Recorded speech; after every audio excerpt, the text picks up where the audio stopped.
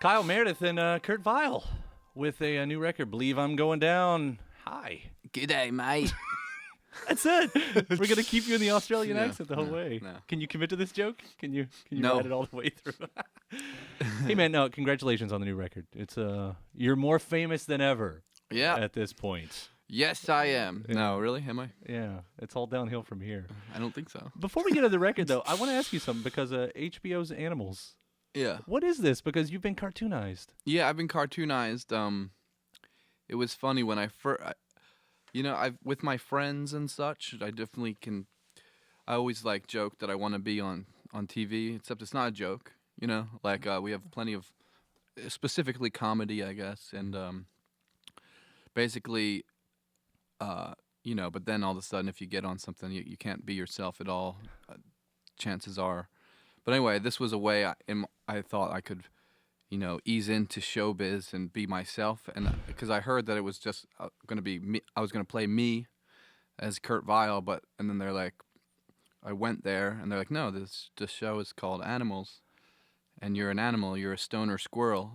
And then I looked over at my manager, and then I looked back at myself, and then I looked at my manager. I was like, well, is the stoner squirrel's name Kurt Vile?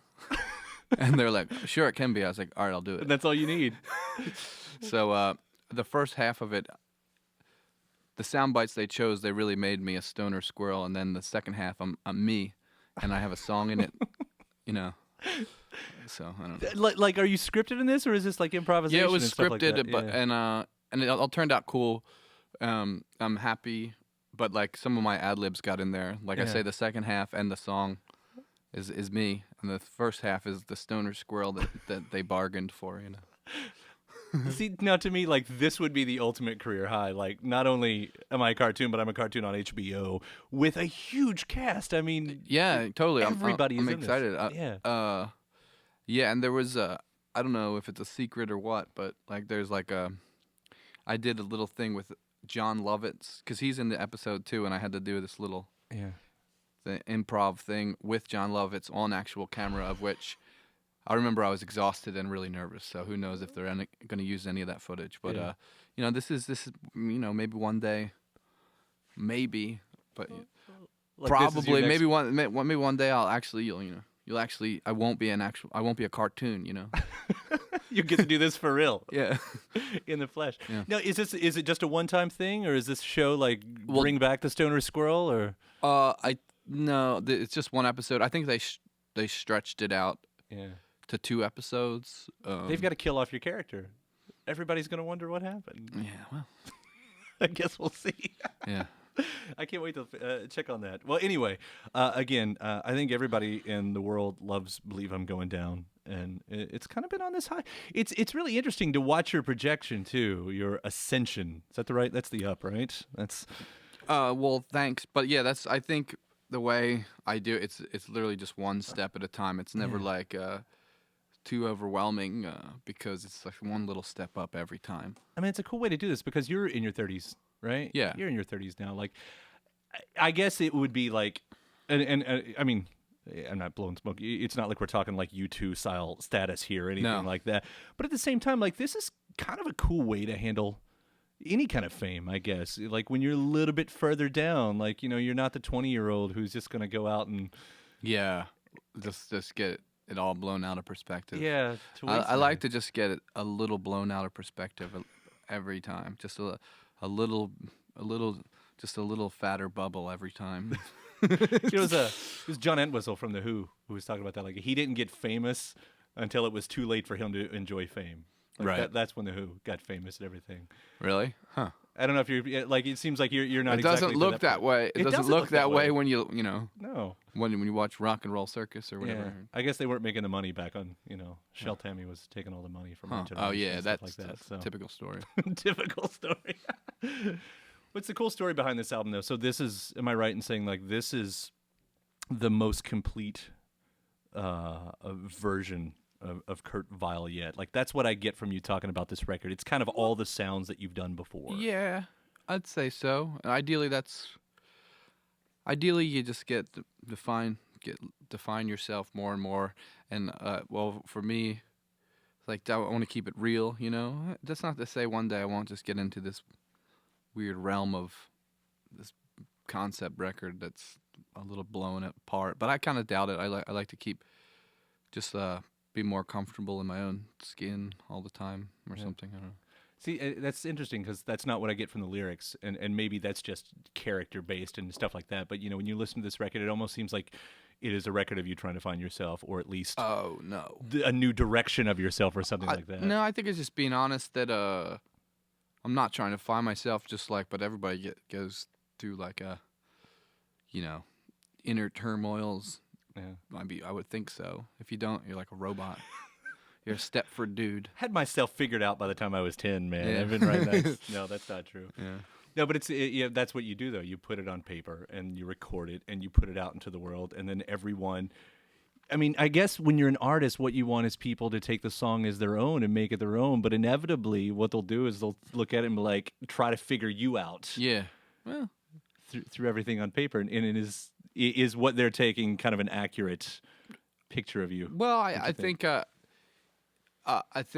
it's simple enough not too detail oriented to you could apply it, to your own life. It's ultimately everybody's wants to bring it back to themselves. And and then also they could because everything is in the what is that, the first person? Yeah. Everything, they could apply it to me too, whatever. You could start applying it in the third person. Yeah. That's your next record, third person Kurt Weill. Yeah. Everything that's just using the name over and over. The other thing I've enjoyed lately in your interviews is the way you actually talk about your back catalog, because I feel like artists separate themselves a lot of times. They want to separate themselves from stuff they've already done. But you talk about it like a music geek talks about other people's records, and you talk about yours like it's not yours. Oh, no, I talk about like it's mine. It's mine, but I don't know. Yeah, for me, it's sort of like we said, I'm proud of everything, that I was lucky enough to have a real label put out, so it's also a good timeline to reference. I remember years, but in exactly what I was recording and where my head was at, and I definitely have self-released CDRs, that date back further than 2008 and 2009 when my first records came out. That I'm not proud of every song, but I'm pretty, nothing out there. I might have grown, a little bit, but nothing out there that I put out am I embarrassed by or something. That you're looking to take back or something like that. Yeah, and if there was, maybe one day I'll write off the past a little bit. Re-record the entire past and rewrite it. It's led to some cool stuff. I noticed last year you went from playing with Cyndi Lauper to Kim Gordon, which I'm double envious in all those things. Like, do you have to re-gear yourself when you're playing with those extremes of type of musical people? Or do you just wait for them to come to your own style and adapt? That was a good weekend, long weekend or week, because I had just gotten back from Europe or something, and it was like the holidays, and I played the only semi-weird thing, but I was still excited because I love Cyndi Lauper, and my daughters, it's actually their favorite artist these days, and my wife Suzanne, she grew up listening to her too. So I was invited to play this benefit, and then Kim Gordon and J Mascis was that week, and they're friends of mine. Of course, they were my idols when I was younger, and they still are. But we know each other enough now that it's more natural and comfortable. But the Cyndi Lauper thing, that was a whole other can of worms. She's very, she's from another planet of like '80s fame, and she was really sweet. But I remember I went in there to rehearse, and I had like this massive pedal board, only because I didn't know what pedals I was going to use. But she was like, we started playing, and she was like, "Honey, you sound great, but you're effing loud."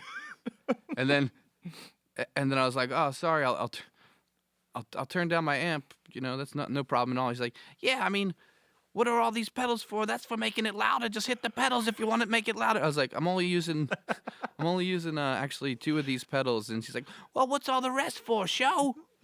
Like, and very, suddenly very New York. You've got to stand up to Cyndi Lauper. He's like, "What's the rest for? Show." And I'm like, "Oh, sorry. I just didn't know which one I was going to use." He's like, "It's okay, hon. We're going to have fun." I'm gonna guess that's not something you can prepare yourself for. Yeah, but it was amazing. It was amazing. It's like, this is what I've got to do. I've got to get prepared for Cyndi Lauper. Yeah. That's fun, man. Well, I've enjoyed watching all of it happen, and the new record and everything. And there's some other cool stuff I noticed on your website. Like you're getting people to vote. Like, I guess you're becoming a part of that, scene by doing that as well. Well, I hope we're getting people to vote, and that's like a thing we agreed to do. Or that those concerts that deal with that. But that wasn't. It's not like I started that organization or anything. No. But I don't know. You kind of, I don't know if that's how you see it. It's like you just get out there, vote, or you're trying to be a part of that conversation. You're trying to be, in that whole world. Yeah. We'll see you. President Kurt Vile. Anybody can do it these days. Yeah. Man, congratulations. It's good talking to you. Yeah, you too. Thank I'll you. See you around. Thanks. Kurt Vile, believe I'm going down. Thanks.